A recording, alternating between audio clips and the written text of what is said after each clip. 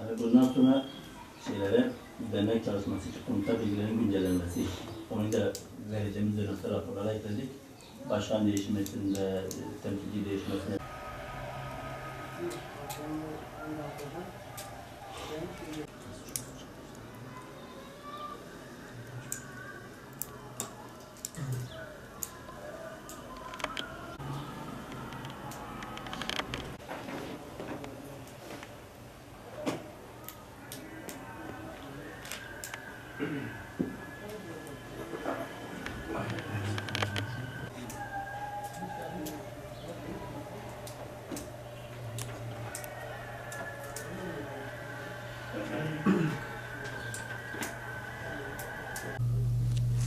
Euzu billahi mineşşeytanirracim.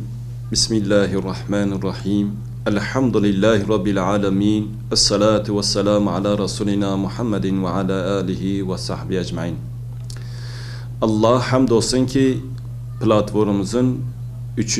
bölgesi 12. toplantısını Adana'da yapmayı karar verdik ve Allah'ın izniyle bu toplantımıza bugün burada başlamış durumdayız.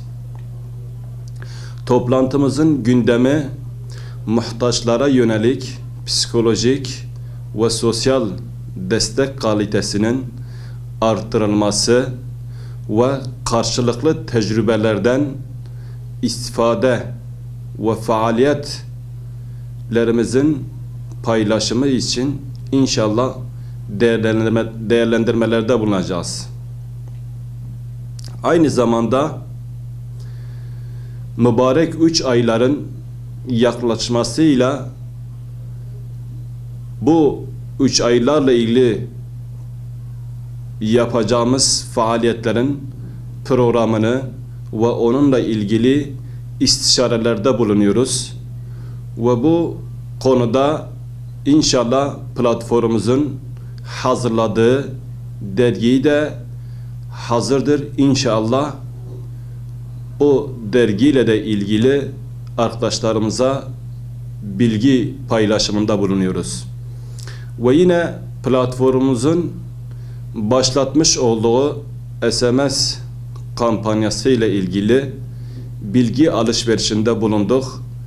Bu çalışmamızın yayılması için, duyurulması için, kamuoyunda gündemin oluşması için de bilgi alışverişinde bulunduk. İnşallah bu çalışmalarımız, bu hizmetlerimiz hayırlara vesile olur. Bu konudaki çalışmalarımızın kalitesinin artırılması ve daha geniş kitlere yayılması ve daha hayırlı işlerde bulunmamıza, hayırlara vesile olur.